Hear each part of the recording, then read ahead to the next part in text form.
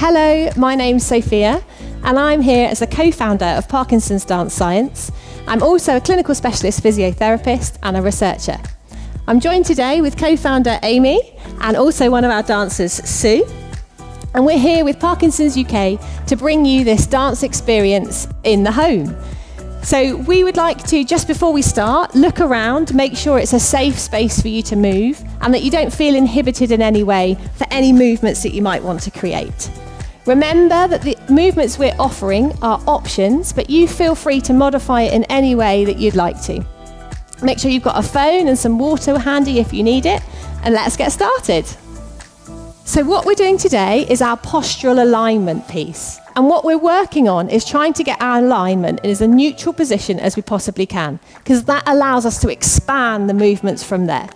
We're also working on our proprioception, and that means our awareness of where our limbs are and the space around us, because we're going to try and occupy it as much as we possibly can.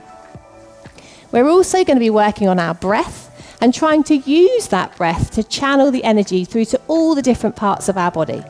And it's a gentle warm-up through your body for your muscles and your joints, and a really good way to start your activity for the day. The approach we're going to use today is a narrative storytelling approach, and we're going to use the picture of a mountain. What you're seeing is a mountain that I've been fortunate enough to visit. It was absolutely beautiful, but please feel free to use a space that's familiar to you. Hillside or mountains or beach scene, whatever works for you. The beauty of dance is that it is an artistic experience, so it allows us to be creative and feeling free in the movements we use. We use intrinsic motivation to try and generate those movements, and we use imagery, and that allows movements that perhaps we don't normally access to come. So we hope you enjoy it, and let's get started. We're going to start with an imagery of bringing ourselves to that mountain landscape or your particular place. Okay, so before we start, just make sure you've come to the edge of the chair if you're happy to do so, and make sure your feet are underneath your knees and that your weight is as even as it can be across your body. When the music starts, we're going to transport ourselves to our mountain space. Okay, so I want you to imagine that you are there, standing in your scene. What does it feel like? Is there a temperature to where you are? Is there a smell? Perhaps does it smell like a meadow or a woodland? And is there anyone else around with you? Just take it all in before we start to move. Take a deep breath in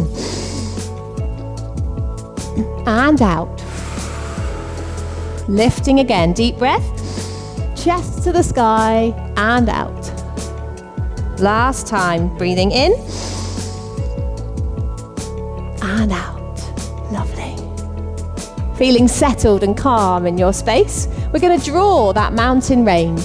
So reaching across your body, trace the angles that go up and down into the valleys and around all the way to one side of your horizon, and then back the other way with the other arm. Up and down, round and round. Trying to keep the horizon as wide as it can be, looking one way and the other way. And what you see in the distance are rain clouds. So your head goes down and you cover from the rain, but then the blue sky comes out and you lift to your chest to the blue sky. And then more rain comes, curving the spine over the back. And you think, oh, it doesn't really matter. It's a bit of rain. I'll enjoy it on my face, falling on my chest, and then dripping off the ends of my fingers down to my feet, making puddles in the floor. And where there's rain, there's always rainbows. So you're going to reach down, find that rainbow high above your head, and enjoy the stretch, imagining the colours are coming out the sides of your ribs as you come through and building space in your spine. Try the other side, reaching down, up, over the top. And keep going. Building colour and rainbow through each part of your spine as you grow tall. And as you have a moment of stillness in your mountain, you notice a bird flying around. I want you to follow the bird with your nose. See where it goes. And as it flies around, you start to follow it with your body. So we're getting a bit more movement through the spine. Following it up and down until eventually you decide to follow it with your elbow. So drawing the space of the bird, going up and down with one elbow. And then it goes right up high and stretching out the same arm and leg before it swoops down like a big dive, and then it hovers and lowers. And then it takes flight again. So off you go, following it with your elbow, tracing the path before the same arm and leg stretching out where it goes right up high and scoops right down low over that leg, lifting up to hover and lower. The bird got wet too in the rain, so it decides to open up its wings. So this is opposite arm and leg, and then it closes its wings as you curve over the leg that's lengthened. And going back out again. If you can add in the breath, we're breathing out and breathing in. One last time, breathing out, curving over the top, bringing the leg in and growing up tall.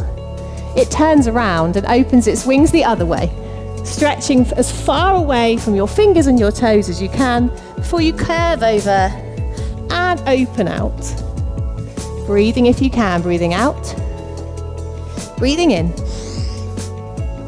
Last time before you curve over and growing up tall. There's a river or some water down in your mountain range. So trace the space of the river with one foot. Lovely. And with the other foot. Or if you're standing with Amy, you might want to take a journey around your room. See where the river takes you. Around and around. Lovely. Take a bit of the river. My river's cold. Deep breath. Here it goes. And again. Deep breath in. Allow it to trickle off the ends of your fingers and find those puddles in your feet again. And we're going to brush each part of our body to get the water off, but also warm up our body and be aware of where it is. If you can reach your feet, brush it off your feet and off the ends of each finger. Lovely. Okay. The last thing we notice is that the sun that was there high in the sky all day whilst you're exploring has started to set.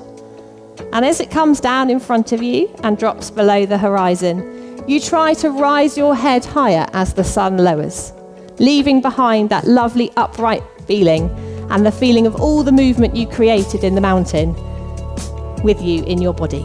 Well done.